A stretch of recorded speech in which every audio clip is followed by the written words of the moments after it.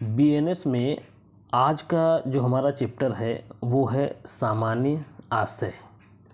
सामान्य आशय भारतीय दंड संहिता की धारा 34 में ये परिभाषित किया गया था, लेकिन जो बीएनएस है उसकी धारा 3 की उपधारा 5 यानी 3 की उपधारा 5 में सामान्य आशय के बारे में बताया गया है। सामान्य आशय से जुड़ा हुआ जितना भी मैटर है वो सब धारा 3 के अंतर्गत ही दिया गया है। धारा 3 असल में बीएनएस की साधारण स्पष्टीकरण वाली धारा है। जो बची कुछ ही धाराएं साधारण स्पष्टीकरण की थी भारतीय दंड संहिता की, वो सब धारा 3 में सब एक जगह कर दिया गया है। तो सामान्य आशय जो भारतीय दंड संहिता की धारा 34 में था वो भारतीय न्याय संहिता की धारा 3(5) में दिया गया है। तो भारतीय न्याय संहिता की धारा 3 की उपधारा 5 संयुक्त दायित्व या अन्वयिक दायित्व के संबंध में उपबंध करती है। ये ध्यान देना है। धारा 3(5) यहाँ रहेगा, पुरानी आईपीसी की धारा है अभी तक। तो धारा 3(5) के अनुसार क्या है, धारा 3(5) में संयुक्त दायित्व के संबंध में जो बात कहती है वो क्या है, वो बात है जबकि कोई आपराधिक कार्य कई व्यक्तियों द्वारा अपने सबके सामान्य आशय के अग्रसर में, तो जब कोई आपराधिक कार्य कई व्यक्तियों द्वारा अपने सबके सामान्य आशय के अग्रसर करने में किया जाता है तब ऐसे व्यक्तियों में से हर व्यक्ति उस कार्य के लिए उसी प्रकार दायित्व के अधीन होगा मानो वह कार्य अकेले उसी ने किया हो। तो धारा 3(5) में जो सामान्य आशय दिया गया है उसका क्या कहना है कि जबकि कोई आपराधिक कार्य कई व्यक्तियों द्वारा अपने सबके सामान्य आशय को अग्रसर करने में किया जाता है तब उस व्यक्तियों में से हर व्यक्ति उस कार्य के लिए उसी प्रकार दायित्व के अधीन होगा मानो वह कार्य अकेले उसी ने किया हो।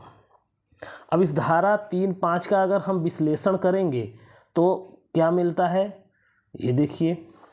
अगर धारा 3(5) का विश्लेषण करते हैं तो निम्नलिखित आवश्यक तत्व तो सामान्य आशय के लिए निकल के आते हैं। पहला है कि कोई आपराधिक कार्य किया गया हो, ऐसा आपराधिक कार्य कई व्यक्तियों द्वारा किया गया हो।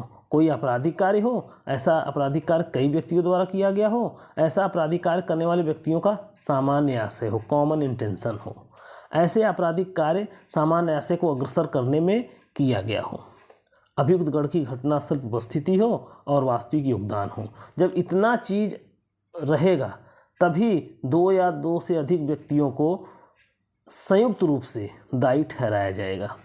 तो कहने का मतलब ये है कि कोई आपराधिक कार्य हो, ऐसा आपराधिक कार्य कई व्यक्तियों द्वारा किया गया हो, ऐसे आपराधिक कार्य करने वाले व्यक्तियों का सामान्य आशय हो, ऐसा सामान्य आशय को अग्रसर करने में कार्य किया गया हो, अभियुक्त गढ़ की घटनास्थल पर उपस्थिति हो और वास्तविक योगदान हो, तब जाकर किसी व्यक्ति को संयुक्त दायित्व या सामान्य आशय के अंतर्गत दायी ठहराया जाएगा। आइए सब एक एक तत्व को देखते हैं। पहला तत्व क्या है कि कोई आपराधिक कार्य किया गया हो। देखिए, धारा 3(5) के लागू होने के लिए आवश्यक है कि कोई आपराधिक कार्य किया गया हो। यहाँ आपराधिक कार्य से तात्पर्य ऐसे कार्यालोप, ध्यान देना है, ऐसे कार्यालोप से है जो भारतीय न्याय संहिता यहाँ होना चाहिए, भारतीय न्याय संहिता या किसी विशेष विधि, स्थानीय विधि या तत्समय प्रति किसी अन्य विधि के अंतर्गत दंडनीय बनाया गया है। तो भारतीय न्याय संहिता की धारा 3(5) के अंतर्गत किसी व्यक्ति को सामान्य आशय के अंतर्गत दायी ठहराने के लिए पहला आवश्यक तथ्य है कि कोई आपराधिक कार्य किया गया हो। आपराधिक कार्य के अंतर्गत आपराधिक लोप भी आता है, ठीक है। ऐसा आपराधिक कार्य किया गया हो और ऐसा आपराधिक कार्य भारतीय न्याय संहिता या किसी विशेष विधि, स्थानीय विधि के अंतर्गत वो दंडनीय बनाया गया हो, ठीक है, ऐसा कोई कार्य किया गया हो। दूसरी बात है ऐसा आपराधिक कार्य कई व्यक्तियों द्वारा किया गया हो। धारा 3(5) को लागू होने के लिए आवश्यक है कि ऐसा आपराधिक कार्य कई व्यक्तियों द्वारा किया गया हो। अरे भाई, कई व्यक्तियों द्वारा किया गया, इसका मतलब क्या है? यहाँ कई व्यक्तियों से तात्पर्य एक से अधिक व्यक्ति से है। कम से कम एक से अधिक व्यक्ति होने चाहिए, अर्थात कई व्यक्तियों का तात्पर्य कम से कम 2 व्यक्तियों से है। परीक्षा में अगर आपसे पूछे सामान्य आशय के लिए कम से कम कितने व्यक्ति होने चाहिए, दायी ठहराने के लिए कम से कम कितने व्यक्ति होने चाहिए? 2 व्यक्ति। एक व्यक्ति कभी संयुक्त रूप से दायी नहीं ठहराया जा सकता। किससे? हवा से सही रूप से दायी होगा। किससे होगा? तो सामान्य आशय के लिए कम से कम 2 व्यक्ति होने चाहिए और अधिकतम व्यक्तियों की कोई सीमा नहीं है, कितने भी अधिक हो सकते हैं, लेकिन न्यूनतम 2 व्यक्ति होंगे तभी सामान्य आशय की बात उठेगी, वरना सामान्य आशय की बात नहीं उठेगी। अब अगला क्या है? ऐसा आपराधिक कार्य करने वाले व्यक्तियों का सामान्य आशय होना चाहिए। ये बहुत जरूरी है। धारा 3(5) लागू होने के लिए ऐसा आपराधिक कार्य करने वाले कई व्यक्तियों का सामान्य आशय होना आवश्यक है। सामान्य आशय संहिता में कहीं न तो परिभाषित किया गया ना स्पष्टीकृत किया गया है। कैसे जानेंगे? सामान्य आशय का तात्पर्य पूर्व नियोजित योजना के अनुसार एक ही उद्देश्य के लिए कई व्यक्तियों द्वारा किए गए कार्य से है। अतः सामान्य आशय में 2 चीज़ें होती हैं। क्या होती है 2 चीज़ें? पहला है पूर्व नियोजित योजना होना चाहिए और मस्तिष्क का पूर्व मिलन होना चाहिए। तो पूर्व नियोजित योजना होना चाहिए और मस्तिष्क का क्या होना चाहिए? पूर्व मिलन होना चाहिए। इस पर एक बहुत पुराना केस है, हालांकि भारतीय दंड संहिता के अंतर्गत दिया गया है, लेकिन इसकी उपयोगिता हमेशा बनी रहेगी। क्या है वो? महबूब शाह वर्सेस इम्परर का मामला है। ये सामान्य आशय पर है। ये भारतीय दंड संहिता की धारा 34 पर जरूर था, लेकिन ये असल में सामान्य आशय में एक लीडिंग केस है। इस प्रकरण में सर माधवन नैयर ने धारण किया कि सामान्य आशय तथा समान आशय 2 भिन्न चीज़ें हैं।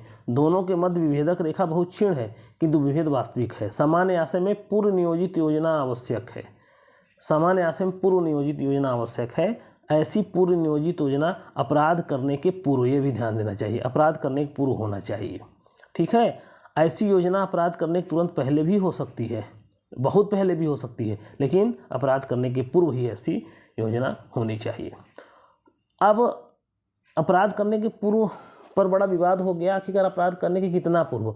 तो एक मामला था ऋषिदेव पांडे वर्सेस यूपी राज्य 1955 में आया था। उसमें सामान्य आशय के संदर्भ में सुप्रीम कोर्ट ने कहा था कि सामान्य आशय घटना स्थल पर भी हो सकता है। घटना के पहले का मतलब ये नहीं है कि घटना के 1 दिन पहले, 1 घंटा पहले, घटना स्थल पर ही 2 लोग इकट्ठा हों वहीं पर घटना के पहले, उनमें सामान्य आशय हो सकता है। जय भगवान वर्सेस स्टेट ऑफ बिहार के मामला भी इस पर, स्टेट ऑफ हरियाणा का केस भी है। इसमें न्यायालय ने क्या कहा कि उच्चतम न्यायालय ने कहा कि प्रत्येक मामले में सामान्य आशय का प्रत्यक्ष साक्ष्य होना संभव नहीं है, अतः इसका तथ्यों और परिस्थितियों के आधार पर अनुमान लगाया जा सकता है। अतः कहा जा सकता है कि सामान्य आशय अनुमान का विषय है। सामान्य आशय था कि नहीं था, कुछ अपना दिमाग भी, अनुमान भी लगाना पड़ेगा न्यायालय को। अगला है जो संयुक्त सामान्य आशय के लिए जो अगला आवश्यक तत्व है वो है आपराधिक कार्य सामान्य आशय के अग्रसरण में किया गया हो। जो आपराधिक कार्य किया गया है वह सामान्य आशय के अग्रसरण में किया गया हो। केवल सामान्य आशय तब तक अपराध नहीं हो सकता जब तक कि सामान्य आशय को कार्यान्वित करने के लिए कोई कार्य न किया गया हो।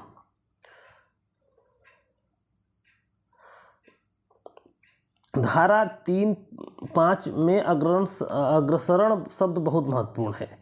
यह शब्द सक्रियता, भागीदारी और भूमिका के स्पष्ट निर्वाह की अपेक्षा करता है। अब अगला आवश्यक तत्व क्या है? अभियुक्त गण की घटना स्थल पर उपस्थिति होनी चाहिए। देखिए धारा 3(5), यहाँ हर जगह धारा 34 ही लिखा गया है। ठीक है, इसको ध्यान देना है। आप इसको धारा 3(5) कर लेंगे। धारा 3(5) लागू होती है जहाँ अधिनियम घटना स्थल पर, धारा 34 यहाँ आ गया, इसकी वजह से कन्फ्यूजन हो रहा है। धारा 3(5) वहीं लागू होगी जहाँ अभियुक्त घटनास्थल पर उपस्थित रहा हो, परंतु इसका अर्थ यह कदापि नहीं है कि अभियुक्त घटनास्थल पर उपस्थित हो, बल्कि इसका अभिप्राय यह है कि अभियुक्त का अपराधियों के साथ बराबर संपर्क बना रहा हो।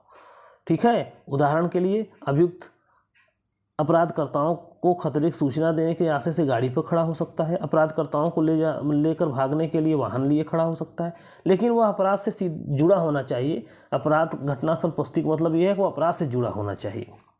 सामान्य आशय के लिए एक आपराधिक कार्य किया गया, ऐसा आपराधिक कार्य कई व्यक्तियों द्वारा किया गया हो, ऐसे आपराधिक कार्य कई व्यक्तियों द्वारा जो किया गया हो सामान्य आशय में किया गया हो, सामान्य आशय के अग्रसरण में किया गया हो, अभियुक्त घटनास्थल पर उपस्थित हो। ये आवश्यक तत्व हैं सब। उसके बाद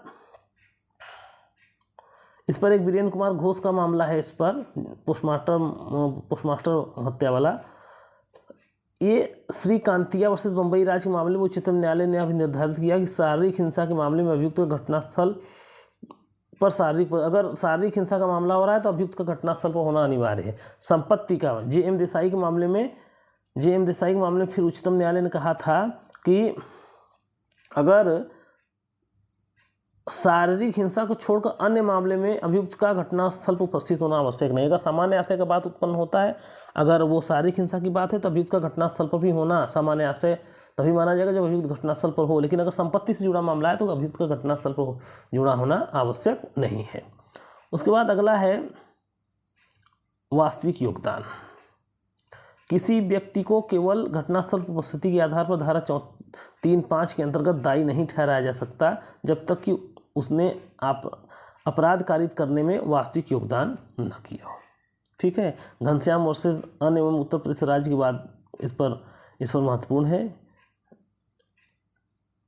इस मामले में सुप्रीम कोर्ट ने कहा जहां अपराध 15 वर्षीय बालक के पिता और काका ने किया हो वहां मात्र घटनास्थल पर उपस्थिति के आधार पर 15 वर्षीय बालक को दोषी नहीं ठहराया जा सकता।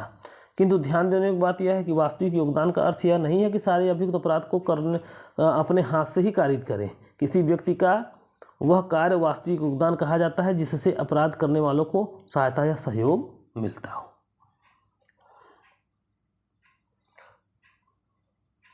अब अगला चैप्टर होगा आपका समान उद्देश्य, जो हम आगे देखेंगे।